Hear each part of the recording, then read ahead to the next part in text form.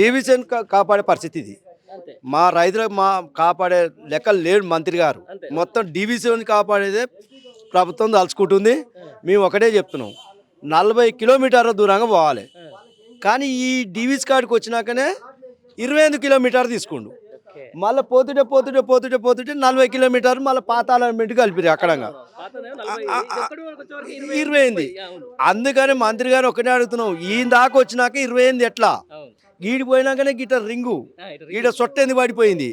అసలు ఈ 3600 ఎకరాలు కాపాడటానికా ప్రభుత్వం అయినా మంత్రి గారు అయినా, లేకపోతే రైతులు కాపాడటానికా? రెండు తెలుసా అయ్యా మంత్రి గారు. నువ్వు ఇక్కడ మేము చెప్పినావు రైతుల పక్షాన ఉంటావా, నువ్వు డివిజన్ పక్షాన ఉంటావా, అంతే. ఏమన్నాడు? నువ్వు ఏ రెండే పక్షాన ఉంటావా, ఏం సంగతి అని అంటే అది ఏ స్వాందనే లేదు. అది నాకు తెలియలేదు. నువ్వు పోతావు, నేను పోతా, ఇంకోటి పోతాడు. అంతేనా? ఆ, కథ ముందుకుందిగా. 2000 చెప్పుకోవాలి మరి. 2015 అమలు కాలే. ఇప్పుడెట అమలు అయిద్దా?